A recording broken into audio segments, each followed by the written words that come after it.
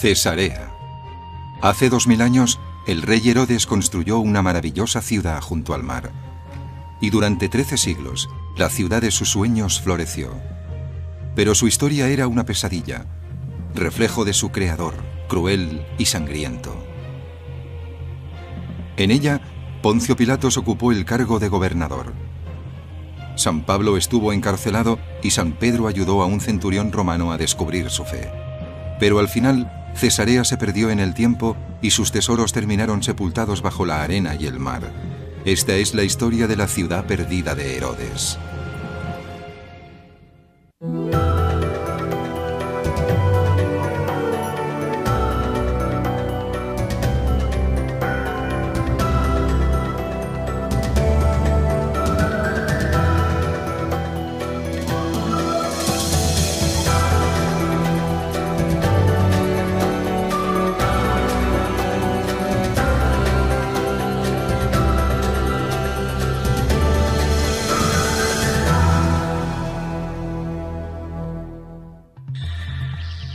La ciudad perdida de Herodes.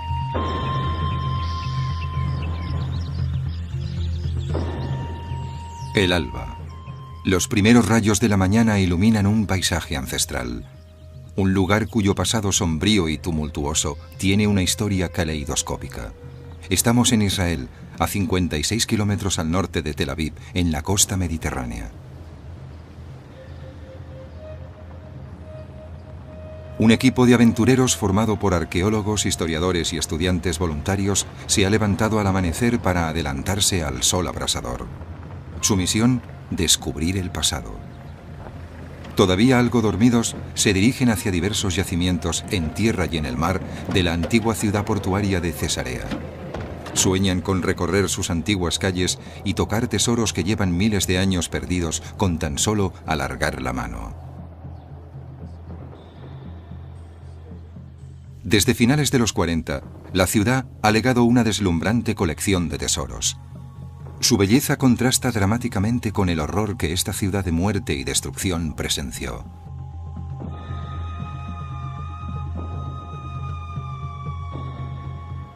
Pero incluso después de 5 décadas de excavaciones, sigue habiendo un inmenso tesoro de conocimientos y objetos que espera ser descubierto. Cada elemento, cada fragmento, permite echar un vistazo fascinante a la historia. A lo largo de 1300 años, Cesarea vivió muchos cambios. Pasó del paganismo romano y el judaísmo al cristianismo bizantino. Llegaron después los conquistadores musulmanes. Estos, a su vez, fueron derrotados por los cruzados invasores. Y finalmente, Cesarea volvió a manos de los musulmanes, que estimaron conveniente destruirla. Y durante 600 años permaneció desierta, cubierta de arena, perdida en el tiempo. Aunque han sido muchos los que han trabajado para descubrir el pasado de Cesarea, hoy el trabajo arqueológico lo realizan 2 expediciones conjuntas, dirigidas por 2 profesionales dedicados y apasionados, Avner Rabban, de la Universidad de Haifa, y el Dr. Kenneth Hollum, de la Universidad de Maryland.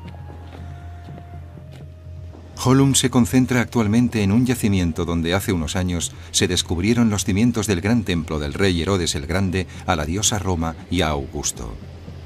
Aunque hace mucho que el templo en sí desapareció, tiempo atrás se había erigido sobre el puerto de Cesarea como un majestuoso símbolo de la lealtad y la gratitud de Herodes hacia Roma.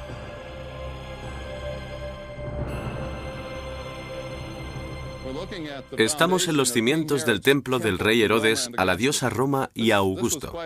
Era todo un personaje. El rey Herodes era un dignatario de un poder, una ambición y una capacidad enormes.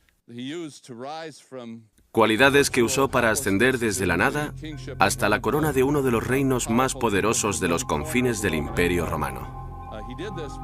Lo logró ganándose la amistad del emperador Augusto, que se convirtió en su protector. Y para expresar su lealtad, para agradecer a Augusto y a los romanos que lo coronaran rey y lo mantuvieran en el poder en el reino de los judíos, Herodes construyó este templo a la diosa pagana Roma, la personificación del Imperio Romano, y al emperador de la época como a un dios. Augusto era adorado en este templo como un dios. Aunque parezca increíble, al mismo tiempo que estaba construyendo un templo pagano, algo inconcebible para un judío, Herodes reconstruía en Jerusalén el templo sagrado al Dios de Israel. El original había sido construido siglos antes por el rey Salomón, considerado el más grande de los reyes judíos. Los judíos, sin embargo, detestaban a Herodes. Según el historiador Flavio Josefo, la herencia judía de Herodes se remontaba solo a una generación, a su padre, que se había convertido. Peor aún, Herodes había usurpado el poder a la familia que lo ostentaba legítimamente y era considerado un adulador de Roma, el opresor pagano de los judíos y de Jerusalén. Así que con la construcción de los dos templos para los dos cultos, Herodes intentaba mantener el equilibrio político, pero las razones ocultas tras la fundación de Cesarea eran de otro orden.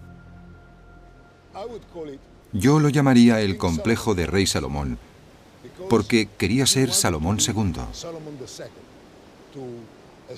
Para ganarse la legitimidad se convirtió en un superrey, en un superconstructor con un superproyecto, y con el tiempo enriqueció económicamente su reino.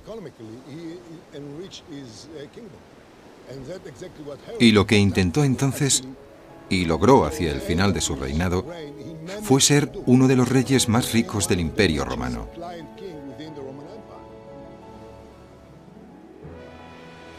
El año 22 a.C., con el respaldo financiero de Roma, Herodes empezó a trabajar en Cesarea. La ciudad se construyó junto con un puerto artificial llamado Sebastos, cuya mayor parte se ha erosionado con el tiempo. Este es el puerto actual, que solo es una pequeña parte del original. La mayor parte, la dársena externa del puerto, está ahora hundida debido a una ruptura lineal. Tanto la ciudad como el puerto se construyeron donde se levantaba la torre de Estratón, una villa helénica en decadencia que albergaba nada más y nada menos que un culto a la prostitución.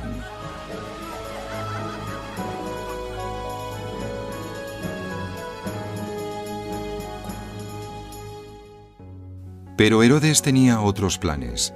Cesarea y Sebastos estaban planeadas para enriquecer su reino de Judea, convirtiéndolo en un punto de parada clave para las rutas comerciales mediterráneas entre Roma y Alejandría. A medida que los submarinistas exploran las aguas de Cesarea, son conscientes del extraordinario logro que este puerto significó para su época e incluso para la actualidad. Supera a cualquier puerto moderno que se esté construyendo o se haya construido recientemente en la costa israelí. El puerto es uno de los espectaculares logros arquitectónicos que reflejan tanto su carácter como el de los proyectos que Herodes impulsaba. Josefo afirma que era un lugar terrible para construir un puerto. No había ningún puerto natural. La costa está sometida a corrientes y a violentas tormentas. Las fuerzas naturales destruirían enseguida cualquier puerto construido por la mano del hombre. Pero Herodes lo construyó de todos modos. Se prepararon unas estructuras de madera que se hicieron flotar hasta su emplazamiento. Desde unas barcas, los obreros vertieron cemento en los armazones, que se hundieron. Siguieron este proceso hasta construir un rompeolas que se levantaba 1,5 metros por encima de la línea de agua y hasta 350 metros mar adentro. El rompeolas se pavimentó después con bloques de piedra. Herodes observaba atentamente la construcción desde su palacio, situado en las cercanías. Estamos en el yacimiento del magnífico palacio de Herodes el Grande, en el promontorio situado al sur del antiguo puerto.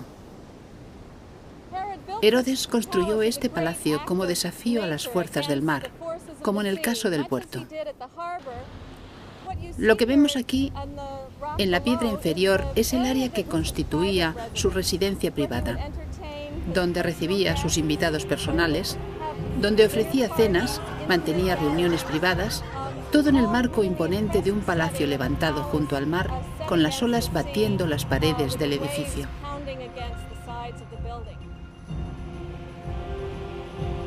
Todavía podemos ver las ruinas de la piscina central excavada en la roca e imaginar a Herodes retozando en ella con alguna de sus 10 esposas.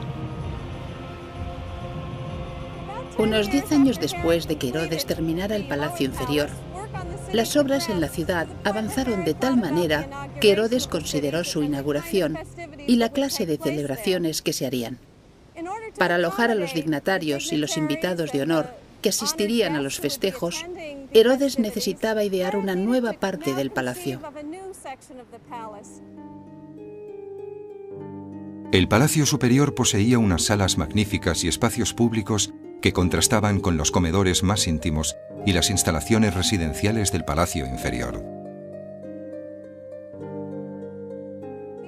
Estas columnas fueron reconstruidas en el lugar donde encontramos las originales durante las excavaciones. Había 2 pisos de habitaciones que habrían contenido baños y salones, además de salas grandes para celebrar banquetes y para recibir visitas durante los festejos inaugurales de la ciudad. Aunque el rey Herodes era judío y la población de Cesarea albergaba a millares de judíos, la ciudad era definitivamente romana. Desde su nombre hasta su arquitectura, su gobierno y su cultura lo eran sin ninguna duda. Aquí, en el anfiteatro de Herodes, durante los festejos inaugurales de la ciudad en el año 10 a.C., Herodes ofreció carreras de cuadrigas y juegos atléticos para agasajar tanto a sus benefactores romanos como a sus súbditos. Más adelante, el gusto de Herodes por el espectáculo dio un giro morboso. Introdujo el deporte mortal de las luchas de gladiadores. Al parecer a Herodes le gustaban y las admiraba. Y cuando construyó el anfiteatro, fue diseñado en parte para poder alojar esta clase de espectáculo. No me gusta demasiado este aspecto del carácter de Herodes, pero supongo que lo hacía para equipararse a sus amigos romanos.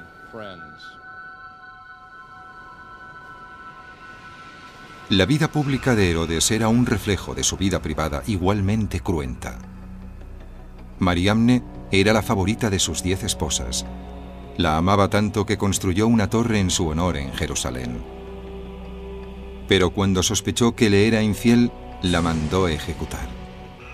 También ordenó ajusticiar a 3 de sus hijos porque creía que estaban conspirando para destronarlo. Supuestamente, el propio Augusto dijo una vez de su protegido judío: «Es mejor ser un cerdo de Herodes que uno de sus hijos». Herodes era un hombre profundamente paranoico. Esto también se puede apreciar en su arquitectura. Era un hombre que creía tener la vida pendiente de un hilo. Así que lo dispuso todo para tener no solo muchos palacios, sino palacios bien definidos. En especial Masada, que Herodes construyó a modo de refugio. Herodes no tuvo que retirarse nunca temeroso a Masada, pero con el tiempo este palacio sería el último refugio de sus súbditos judíos que se enfrentaron al dominio romano décadas después de su muerte. Su famosa revuelta del año 66 empezaría en Cesarea.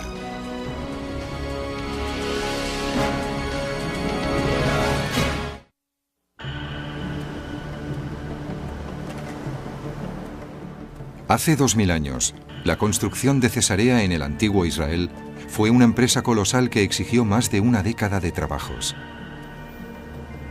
Era una ciudad proyectada, totalmente moderna para la época, con un acueducto que le hacía llegar una indispensable agua corriente desde el cercano Monte Carmelo.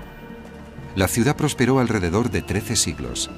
En la actualidad se conserva gran parte del acueducto como un enorme tesoro de la arquitectura que ha sobrevivido a los estragos del tiempo. Los acueductos romanos son uno de sus monumentos más asombrosos. Transportaban el agua desde manantiales situados a larga distancia, mediante túneles abiertos en la roca, en montañas, y con puentes en lugares bajos, como el que vemos aquí detrás. No lo hacían para suministrar agua, sino para suministrar mucha agua. Querían agua suficiente como para que ésta fluyera constantemente en las fuentes y pudiera abastecer los baños públicos que tanto le agradaban. Aunque Cesarea evolucionó a lo largo de los 13 siglos de su vida, las ruinas más antiguas reflejan el sabor predominantemente romano que el rey Herodes le infundió inicialmente. Entre los primeros habitantes de la ciudad figuraban oficiales y soldados romanos que le daban apoyo como rey. Cesarea era una ciudad muy romana y tenía estatuas en todos sus sectores. Eran estatuas de dioses, de diosas, del emperador, retratos de las personalidades de la ciudad.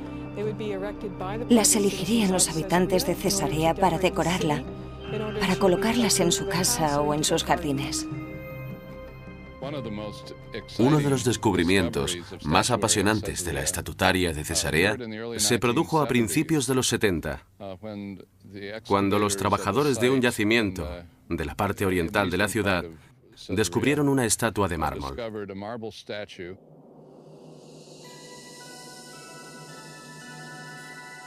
Los arqueólogos y los historiadores se dieron cuenta enseguida de que habían encontrado una estatua de la diosa de Cesarea. Su nombre era Tyche, que significa diosa de la fortuna. Lo mismo que la diosa Roma era considerada la encarnación de la ciudad romana, Tyche era considerada el espíritu de Cesarea. La figurita que la acompaña es Sebastos, que representa el puerto de la ciudad. Aunque la estatua de Tyche ha sufrido el desgaste del tiempo, sigue siendo un hermoso tesoro. En una ciudad se encuentran infinidad de pequeños tesoros.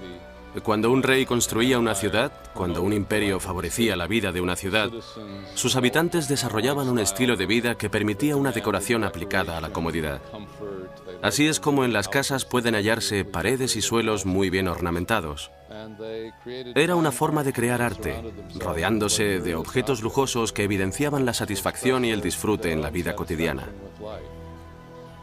En una escala mayor aparece la historia completa del yacimiento, una valiosa muestra de cómo creció, prosperó y se desarrolló la ciudad. Y también de su propia decadencia. Esto último es una consecuencia muy sutil de nuestro trabajo, pero resulta igual de importante para nosotros. Mientras Cesarea florecía gracias al comercio, su ciudadano más próspero, el rey Herodes, aumentaba aún más su riqueza. Pero llegó a sus últimos días enfermo y medio loco. Lo perseguían los familiares y compatriotas que había ejecutado. Aún así, la inclinación de Herodes por el mal no disminuyó. Entre sus últimos actos de brutalidad figura la llamada matanza de los santos inocentes. Según el Nuevo Testamento, Herodes temía al niño que se convertiría en rey de reyes. Después de que los reyes magos profetizaran el nacimiento de Jesús, Herodes ordenó asesinar a todos los varones recién nacidos de Judea. Millares de ellos perdieron la vida. Herodes dejó un tesoro arquitectónico, pero cuando murió, el año 4 a.C., puede que su mayor legado fuera el daño que había cometido durante su vida. Tras la muerte de Herodes, otras personalidades pasaron tiempo en Cesarea, en su palacio.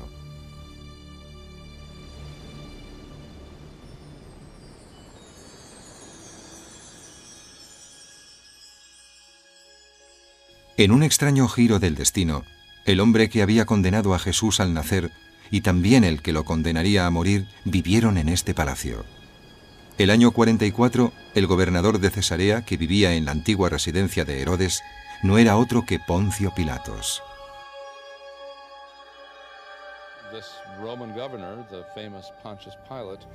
Este gobernador romano, el famoso Poncio Pilatos, dedicó un templo al emperador Tiberio, que era también, por cierto, el emperador que gobernaba cuando Poncio Pilatos crucificó a Cristo.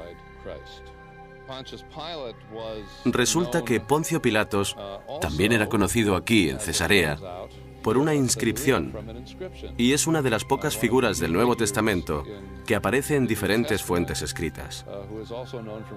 Esta piedra se encontró en Cesarea y es uno de los objetos más famosos descubiertos en ella. Una década después, cuando el gobernador de Cesarea era el procurador romano Félix, el apóstol Pablo fue llevado de Jerusalén al palacio de Herodes para enfrentarse a las acusaciones que habían hecho en su contra. Pablo estuvo encarcelado 2 años en el palacio de Cesarea. Después fue llevado a Roma, donde lo ejecutaron. En años siguientes, el palacio de Herodes se convirtió en un espacio público de la ciudad. Pero la animadversión que Herodes despertó entre sus conciudadanos pareció perdurar entre las paredes de su palacio. En medio del patio hay un pozo en el que la gente lanzaba maldiciones, que encontramos durante las excavaciones. En la antigüedad no deseabas lo mejor a la gente, le deseabas lo peor. Y tal vez estas maldiciones, una vez descifradas, nos revelarán aspectos sobre la naturaleza pública de este sitio. Estas maldiciones, por ejemplo, serían contra un juez que dictó una sentencia desfavorable o contra un amante que había rechazado a alguien. La ciudad de Herodes junto al mar resultó ser también una maldición para los judíos, el pueblo con el que Herodes había afirmado tener una afinidad espiritual. 5 décadas después de la muerte de Herodes, en la ciudad existía una división permanente entre los judíos y los gentiles. Un procurador romano empeoró aún más la situación al desproveer a los judíos de su ciudadanía. El año 66, Cesarea era un polvorín. Lo que ocurrió tuvo lugar en una calle de Cesarea, una calle que aún no hemos identificado. Al parecer era un pasaje bastante estrecho que conducía a una sinagoga. Y algunos jóvenes alborotadores paganos hicieron un pequeño sacrificio en esta calle frente a la sinagoga, que para los judíos tenía una especial consideración. Fue una provocación enorme.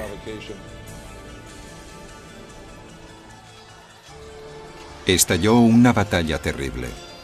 En una hora, los gentiles de la ciudad, con la ayuda de la guarnición romana, mataron a 20.000 judíos, toda la población judía de Cesarea. Por la ciudad, por la que fluía tanta agua, corría ahora sangre. 2.500 personas que intentaron huir murieron después en el anfiteatro de Herodes, donde fueron devoradas por animales salvajes o bien obligadas a participar en luchas de gladiadores.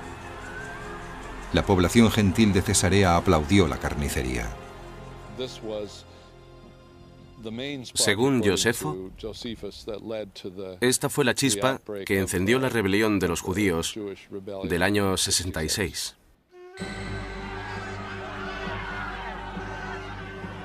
Esa rebelión se extendió pronto por todo Israel. El año 70 de nuestra era, tras 4 años de guerra, los romanos destruyeron el templo sagrado que Herodes había reconstruido para los judíos en Jerusalén. Hoy en día, el muro exterior de contención del lado oeste del templo sigue siendo un lugar santo, un vestigio valiosísimo para los judíos de todo el mundo. En el año 74, otra de las maravillas arquitectónicas de Herodes desempeñó un papel vital en la historia judía. El enfrentamiento final entre el Imperio Romano y los judíos rebeldes tuvo lugar en Masada. La fortaleza que el rey Herodes había construido fue el último refugio de unos 1000 judíos que al final prefirieron morir haciendo uso de sus propias espadas antes que doblegarse al dominio romano. En una generación, los judíos empezaron a volver a Cesarea, donde vivían y enseñaban algunos de sus mejores rabinos.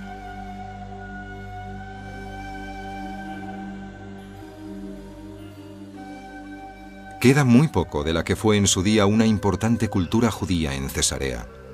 Estos pocos objetos no hacen justicia a sus más de 20.000 habitantes judíos.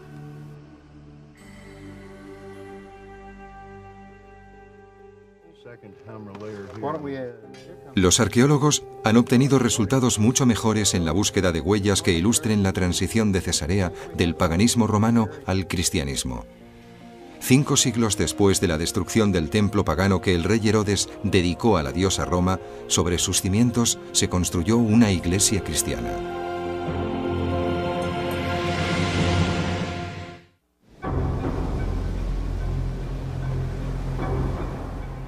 El siglo I, los romanos se encontraban en la cúspide de su poder en Cesarea.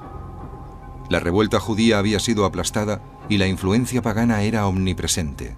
Pero entonces apareció un nuevo colectivo. Algo que destaca en Cesarea es que hubo cristianos desde muy al principio. Tenemos a San Pablo y a San Pedro. En esta ciudad había una fuerte presencia cristiana, además de una fuerte presencia judía. Y también había samaritanos. Era una ciudad multicultural. Muchas de las demás ciudades del Imperio Romano eran completamente paganas, pero en Cesarea coexistían muchos y muy diversos cultos religiosos.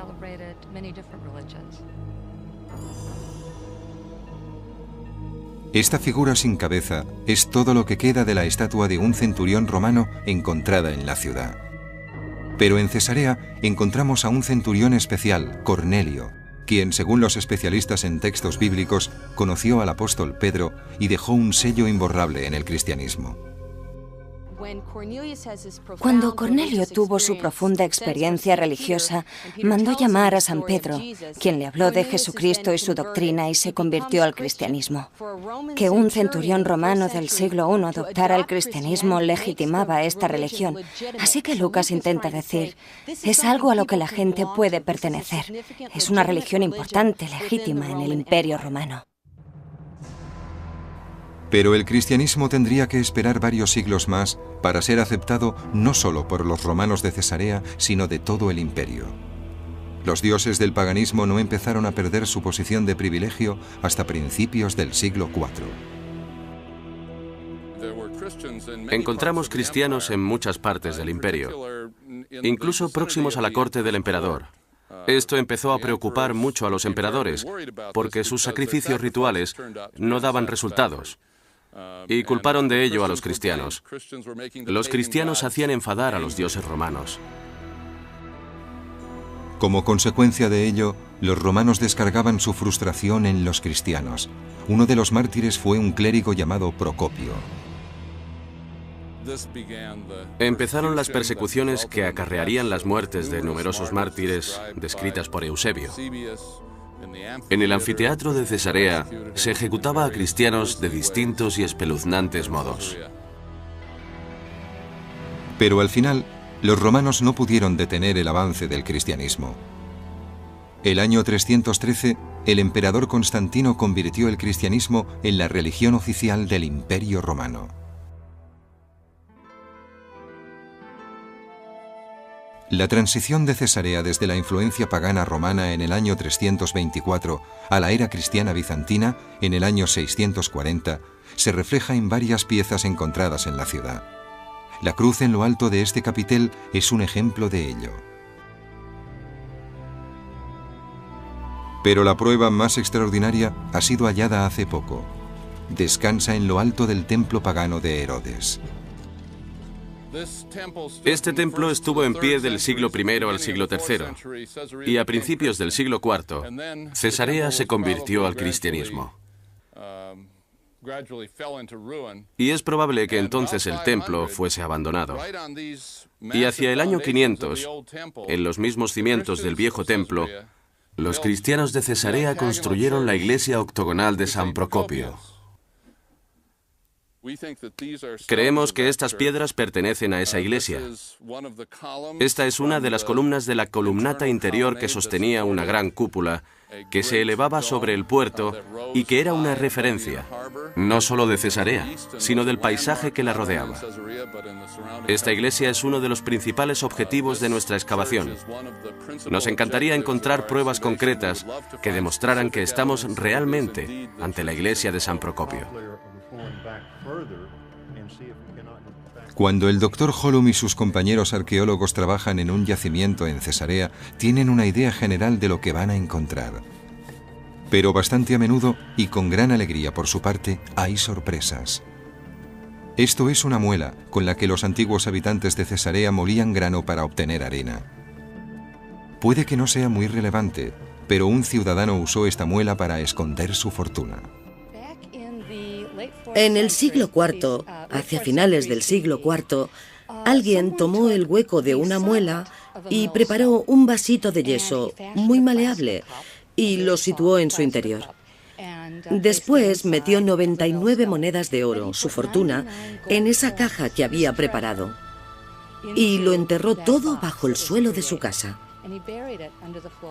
Siguió ahí enterrado sin que nadie lo detectara ni lo viera hasta hace unos pocos años. Creo que estamos ante los ahorros de un funcionario moderadamente rico. Tal vez un comerciante, seguramente acumulados a lo largo de toda una vida. Las fechas de las monedas comprenden unos 50 años, desde el año 350 hasta el 395 o 400 de nuestra era. Así que creo que se trataba de alguien que reunía algunas monedas cada año, todas las que podía ahorrar, y que las enterró bajo el suelo de su villa.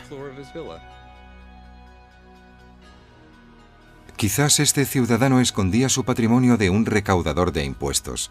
Ya en los siglos V y VI, una visita a la versión romana de Hacienda debía ser una experiencia bastante desalentadora.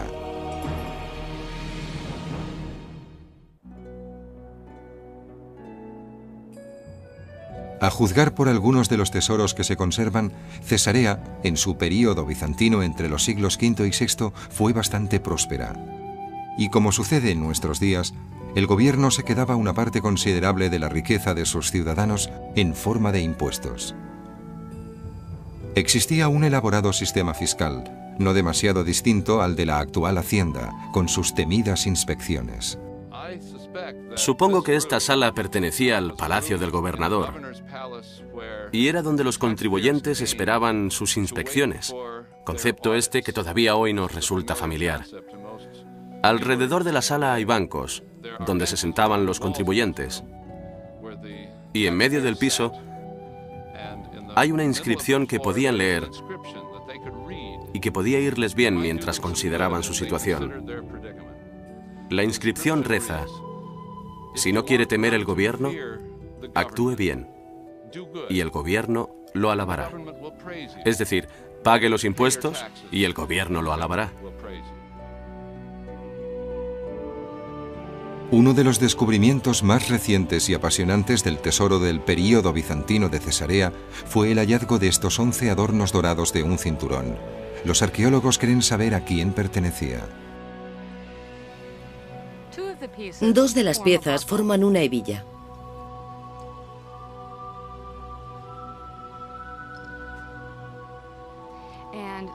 Y la hebilla es interesante porque en ella vemos un monograma en el hebijón. El monograma tiene forma de cruz, así que sabemos que este cinturón fue hecho para un cristiano. Y las letras deletrean su nombre. Se llamaba Estéfanos. Sabemos de la existencia de dos Estéfanos muy importantes en la Cesarea de la época, y ambos fueron gobernadores. Es posible que este cinturón fuera de uno de esos dos hombres. A pesar de la brutalidad del anterior régimen romano pagano de Cesarea, los cristianos del período bizantino estaban orgullosos del legado romano de la ciudad. Esta estatua del emperador Adriano pertenece al siglo II, pero 4 o 5 siglos después se le concedió un sitio de honor aquí, en la explanada bizantina. Para ellos era todo un hallazgo, y lo convirtieron en una pieza de museo en su propia ciudad, lo que nos demuestra que consideraban que su pasado romano era muy importante, tanto que querían incorporarlo en la estructura de su propia ciudad. Si bien la transición de Cesarea de la era romana al período cristiano bizantino había sido gradual, la irrupción de la era musulmana mediante la fuerza y la violencia supuso un cambio radical. Los musulmanes conquistaron Cesarea en el año 640. Y ahí observamos un cambio más brusco. Esta zona concreta era un barrio lleno de almacenes, un barrio comercial durante el periodo bizantino, y suponemos que su uso habría sido el mismo durante el periodo romano, aunque todavía no hemos excavado lo suficiente. Pero en la caída del Imperio bizantino, cuando llegaron los musulmanes, esta zona concreta de la ciudad pasó a ser un barrio residencial. Al excavar un pozo parecido a este en otra zona de Cesarea identificada como musulmana, los arqueólogos encontraron una serie increíble de piezas.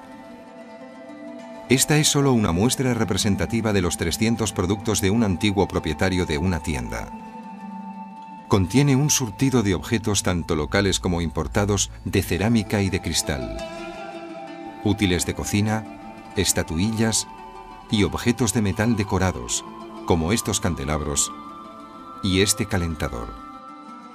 Este jarrón de cristal de casi 20 litros es el mayor que se ha encontrado de su clase.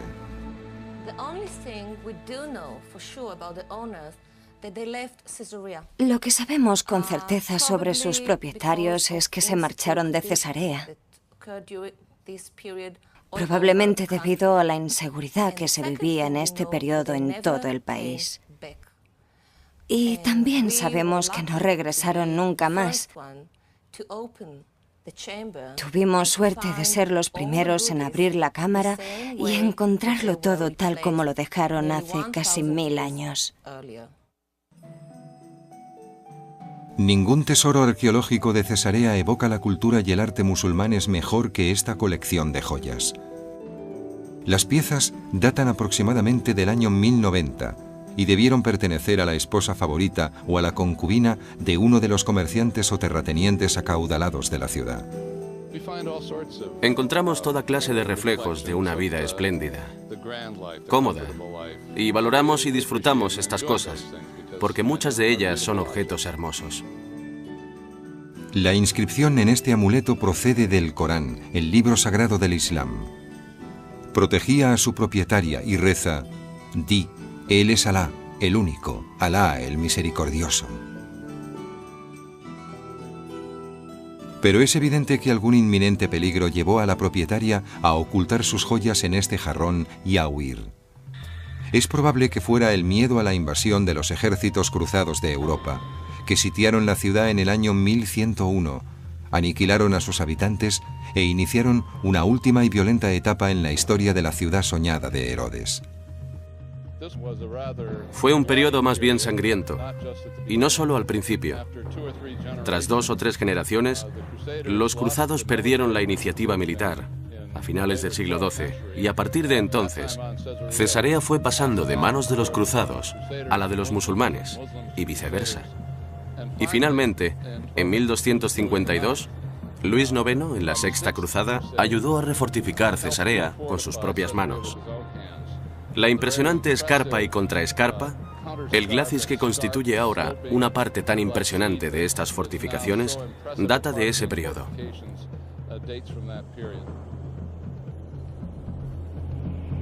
En 1265, solo 15 años después de que se hubieran terminado estas fortificaciones, Cesarea cayó finalmente en poder de otro ejército musulmán, esta vez llegado de Egipto.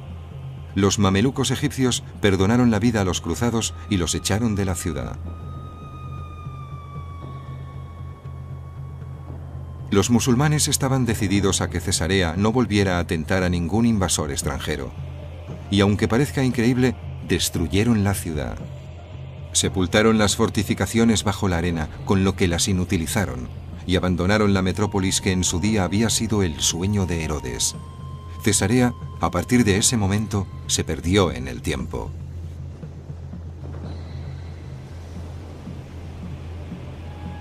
Pero en el siglo XX, Cesarea viviría un renacimiento maravilloso que habría iluminado con una sonrisa el mismísimo rostro sombrío del rey Herodes.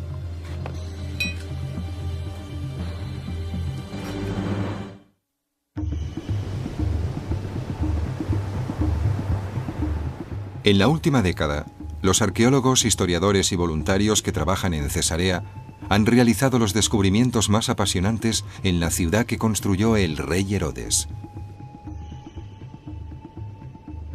Cada año, las expediciones conjuntas de Cesarea y la Autoridad de Antigüedades de Israel, entre otras, se esfuerzan en averiguar más cosas sobre los días gloriosos de la ciudad. Excavan tanto en tierra como debajo del agua. Ahora que los arqueólogos han encontrado lo que se cree que fue la iglesia de San Procopio, el mártir cristiano, seguirán trabajando en este yacimiento durante varios años. El proceso es muy lento, ya que excavan capa por capa.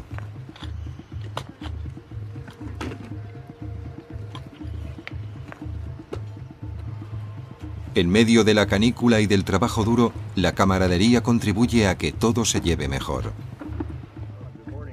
El doctor Kenneth Hollum y su eficaz equipo de arqueólogos han llegado hasta lo que creen el suelo original de la iglesia de San Procopio.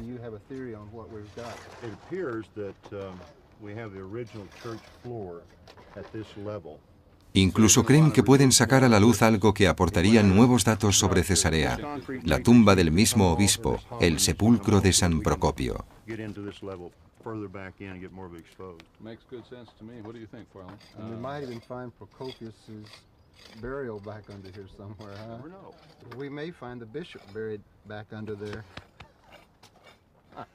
We might. If we do, you'll be the first to know. Okay, thank you. Nuestros conocimientos sobre el pasado de Cesarea han aumentado considerablemente en la última década gracias al trabajo de los arqueólogos. Es una muestra de su perseverancia, su paciencia y sobre todo su pasión por la ciudad perdida de Cesarea.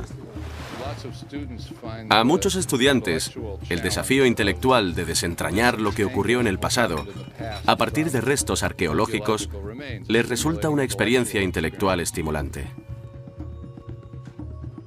Pero a veces la experiencia es simplemente apasionante para los estudiantes voluntarios, como cuando se descubre un tesoro. Fue realmente fantástico encontrar estas piezas de oro. Vienes aquí esperando encontrar fragmentos de cerámica, quizás alguna moneda, pero nada así. Salieron de la tierra con el mismo aspecto que tienen ahora en la mesa. Son unas piezas preciosas.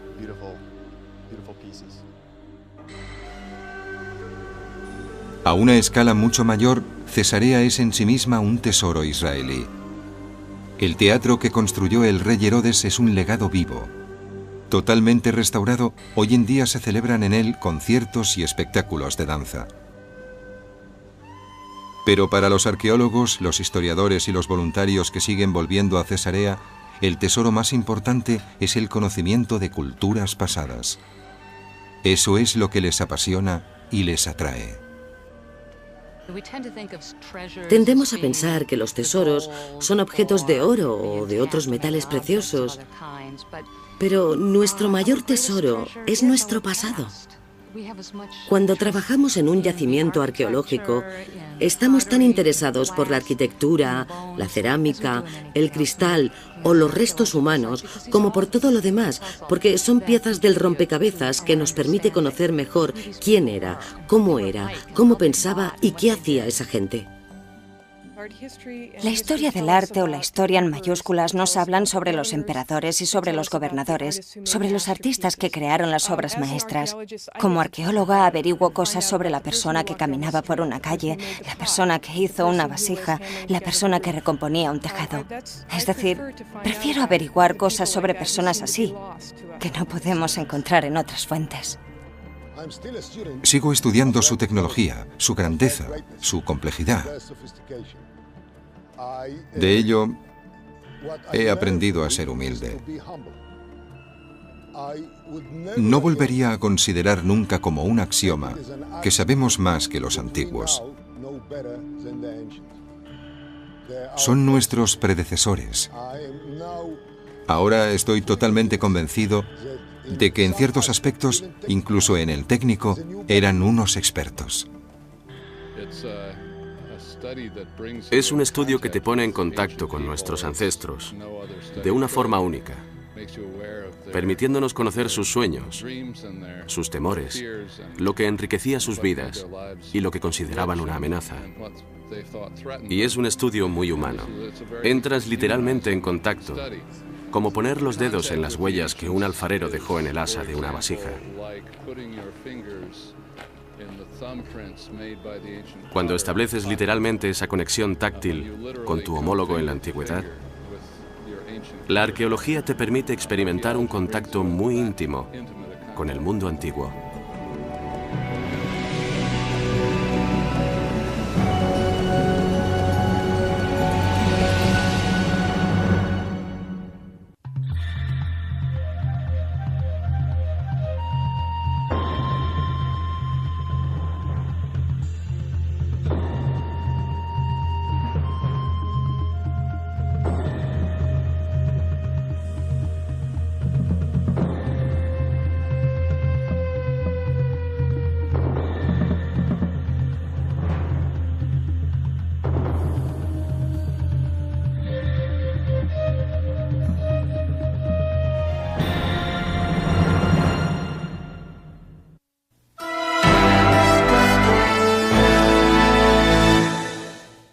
judíos, Herodes construyó este templo a la diosa pagana Roma, la personificación del Imperio Romano, y al emperador de la época, como a un dios. Augusto era adorado en este templo como un dios. Aunque parezca increíble, al mismo tiempo que estaba construyendo un templo pagano, algo inconcebible para un judío, Herodes reconstruía en Jerusalén el templo sagrado al Dios de Israel. El original había sido construido siglos antes por el rey Salomón, considerado el más grande de los reyes judíos. Los judíos, sin embargo, detestaban a Herodes. Según el historiador Flavio Josefo, la herencia judía de Herodes se remontaba solo a una generación, a su padre, que se había convertido.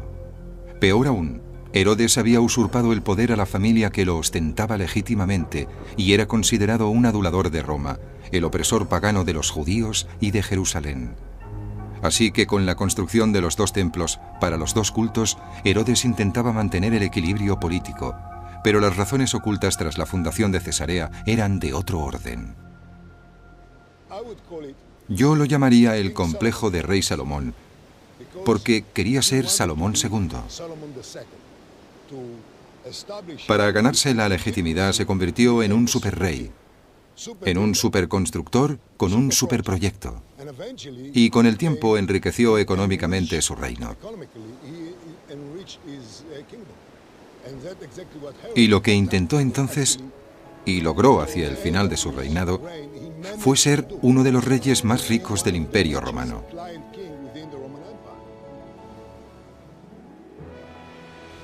El año 22 a.C., con el respaldo financiero de Roma, Herodes empezó a trabajar en Cesarea.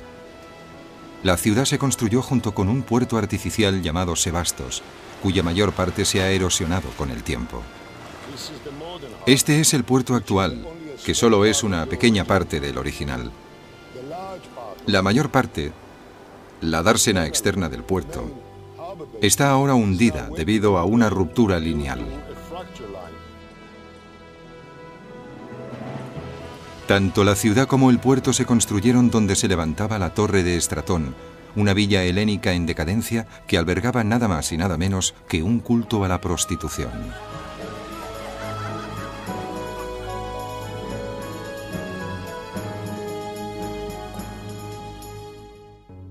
Pero Herodes tenía otros planes.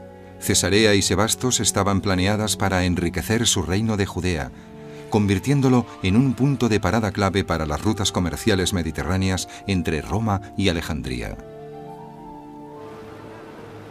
A medida que los submarinistas exploran las aguas de Cesarea, son conscientes del extraordinario logro que este puerto significó para su época, e incluso para la...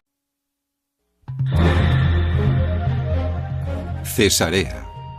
Hace 2000 años, el rey Herodes construyó una maravillosa ciudad junto al mar. Y durante 13 siglos, la ciudad de sus sueños floreció. Pero su historia era una pesadilla, reflejo de su creador, cruel y sangriento. En ella, Poncio Pilatos ocupó el cargo de gobernador. San Pablo estuvo encarcelado y San Pedro ayudó a un centurión romano a descubrir su fe. Pero al final, Cesarea se perdió en el tiempo y sus tesoros terminaron sepultados bajo la arena y el mar. Esta es la historia de la ciudad perdida de Herodes.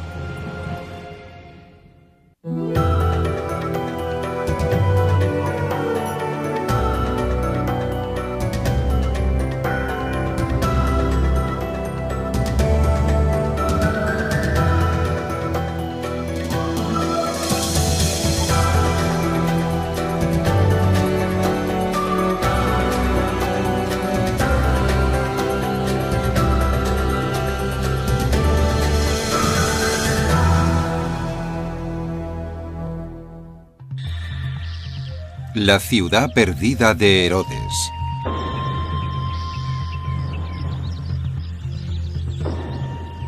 El alba. Los primeros rayos de la mañana iluminan un paisaje ancestral. Un lugar cuyo pasado sombrío y tumultuoso tiene una historia caleidoscópica. Estamos en Israel, a 56 kilómetros al norte de Tel Aviv, en la costa mediterránea. Un equipo de aventureros formado por arqueólogos, historiadores y estudiantes voluntarios se ha levantado al amanecer para adelantarse al sol abrasador. Su misión, descubrir el pasado. Todavía algo dormidos, se dirigen hacia diversos yacimientos en tierra y en el mar de la antigua ciudad portuaria de Cesarea. Sueñan con recorrer sus antiguas calles y tocar tesoros que llevan miles de años perdidos con tan solo alargar la mano. Desde finales de los 40, la ciudad ha legado una deslumbrante colección de tesoros. Su belleza contrasta dramáticamente con el horror que esta ciudad de muerte y destrucción presenció.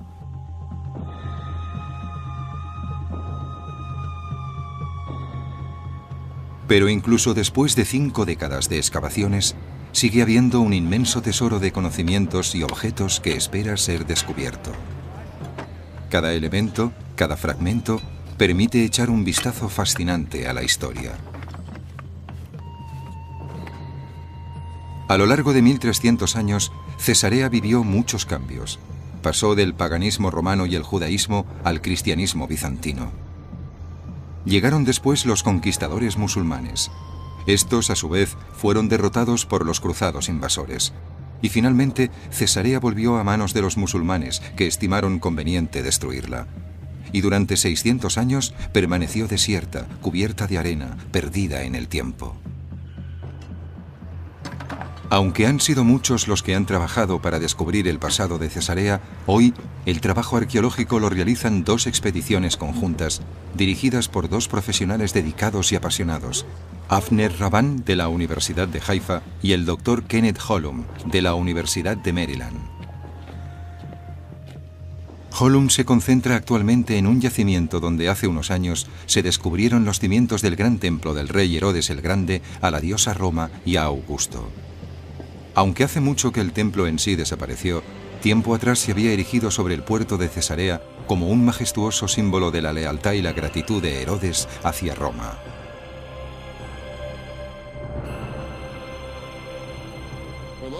Estamos en los cimientos del templo del rey Herodes a la diosa Roma y a Augusto. Era todo un personaje. El rey Herodes era un dignatario de un poder, una ambición y una capacidad enormes. Cualidades que usó para ascender desde la nada hasta la corona de uno de los reinos más poderosos de los confines del Imperio Romano. Lo logró ganándose la amistad del emperador Augusto, que se convirtió en su protector. Y para expresar su lealtad, para agradecer a Augusto y a los romanos que lo coronaran rey y lo mantuvieran en el poder en el reino de